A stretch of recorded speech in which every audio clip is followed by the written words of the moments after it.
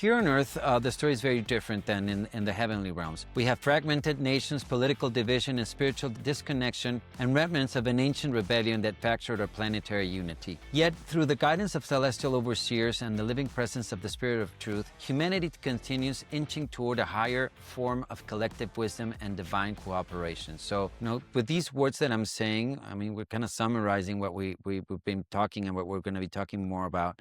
Is what is the situation, and what celestial oversight are we having? That's very important, because sometimes we feel alone and far away.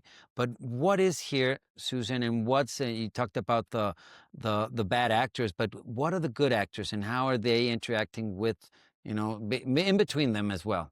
Well, a lot of people that have a Bible background might recognize the Most High rules in the governments of men. And so from the very beginning, we know that there is intercession on our behalf in the governments of men.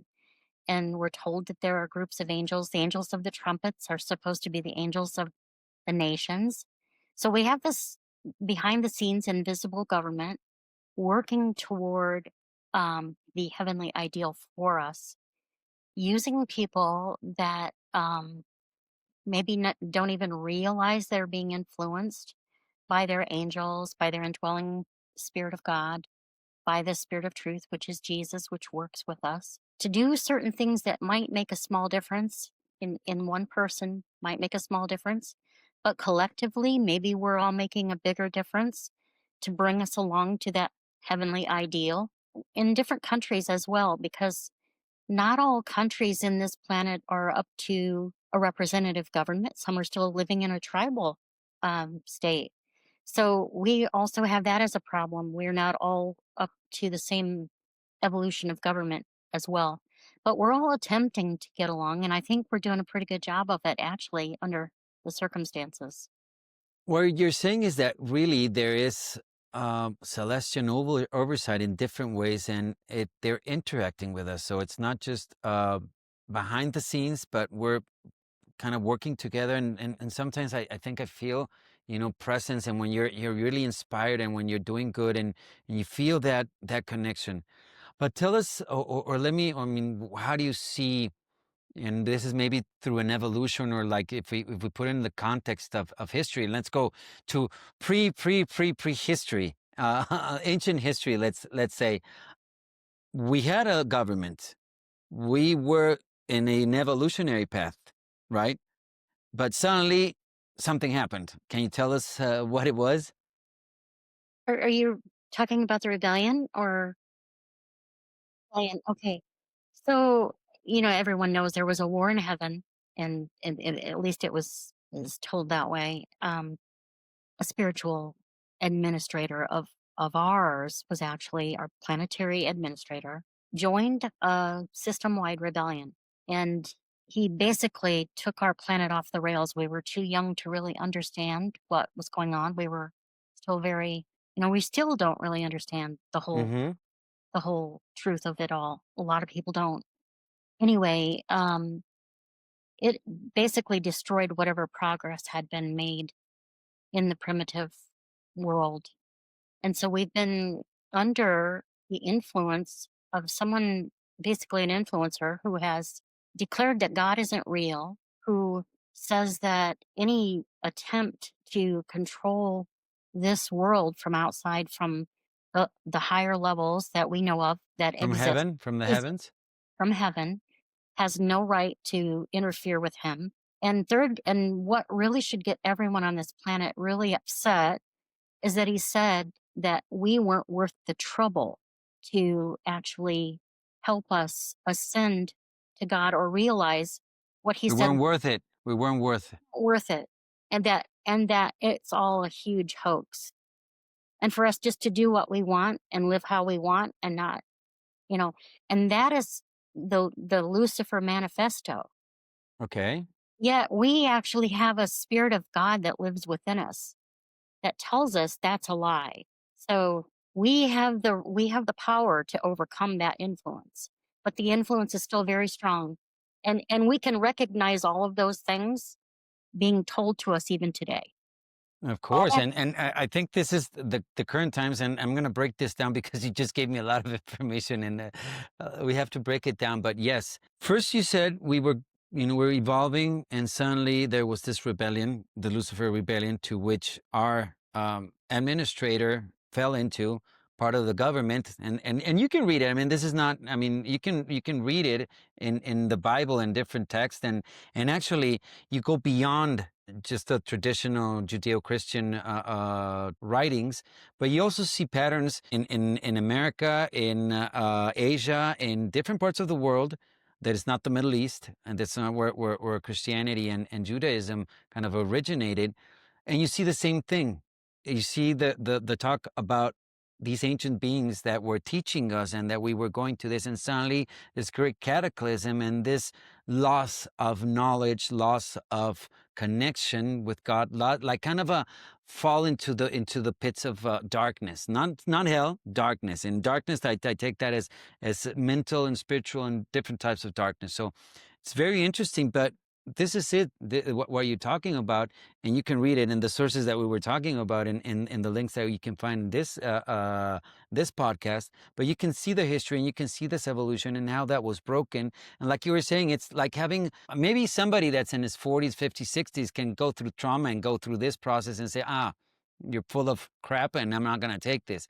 But we were infants, we were kids, and suddenly you're a child and you're, you know, poisoned by this, and your mind, you don't understand it, and you fall astray. So that's what happened. And another thing that, like you were saying, is that what this Lucifer manifesto stated is that we have individual liberty, that we do not need to heed to God's will. And this is a very complex topic, and maybe we won't be able to really dive into all of this complexity. But individual liberty is, nowadays something that we see is overpowering us. Is I have the right, and I can impose my right over your right, because that's the thing. When it's not, structured into a final destiny, into final, heavenly or a divine will, each one's purpose, it becomes his own world, and then we become, antagonists against each other. We become egocentric, and we lose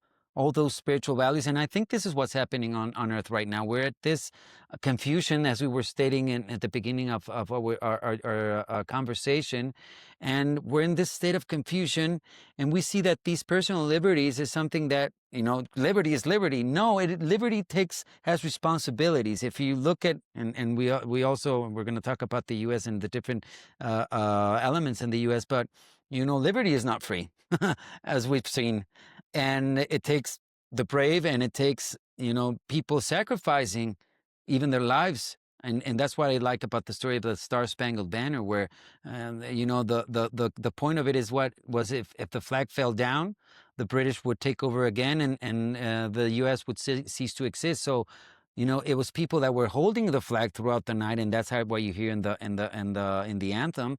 And it was their dead bodies that were actually, raising the flag. And you look at that and you say, yes, liberty is important. It's expensive, but there's a big responsibility what we do with that liberty.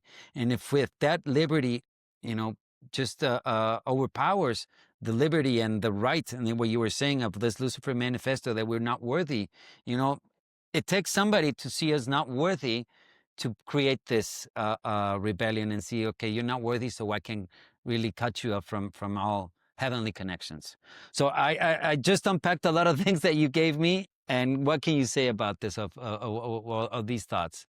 Oh, well, at the beginning of all of that, the individual rights that we say we're born with, and the right to life and all that. I think we can see that someone can take your life. So it really isn't something that is always protected from above. So we need to take care of each other as well. We need the government needs to protect the innocent. But all of those other things, we have to have tolerance. We have to listen to each other. We have to be able to discern truth. And also, we should stand for other people's rights as well as our own. We shouldn't force anything on anyone, but we should be conscious of their feelings. And so right now, I think one of the things that I would love to see is people listening to each other, that they would listen and listen not only to what people are saying, but what are the reasons why they feel that way. And there's wisdom to be gained from listening, as well as speaking. And I think that's one Certainly. thing that we're missing right now is there's just intolerance for listening to each other. And really, it's so passionate right now that you have to listen to the reasons, or you can't understand why people feel so fiercely that they're trying to preserve certain things. And you have to really believe that they both Yeah. sides feel like they're doing the best for the future and for humanity and to protect each other. But I think what might be part of our problem is that we have advanced spiritual standards that we're trying to live, ideals that we're trying to live by, but we expect our government to behave like an individual when truly the state or the government has a different role. Just like when we would serve on a jury, we don't go as an individual, we go as a judicial body, basically. Government behaves not as an individual, but a protector of the whole. So, we need to create laws that protect the individual, but the government has to behave in a different manner. And a lot of people, when they go vote, they look for someone who is the most popular, I hate to say this, but the best looking, or whatever reason, and we're It missing is. It is. We perceive that, and our brain kind of tells us something, but we have to that. go beyond that. Yeah. We need statesmanship schools to ensure that the people that we choose from are the very best representatives of these constitutional standards that we've set. And we're missing out on that right now too. Yeah. Uh, Yeah. So this is a good point where we can finish with this topic, which is the current situation on Earth. I mean, we're gonna be looking into the different situations further on. On the Divine Within podcast, we'll share real conversations to help you find a personal connection with God. My goal is to support your faith, growth, and journey toward discovering the divine within yourself. Join us to deepen your faith and spiritual journey.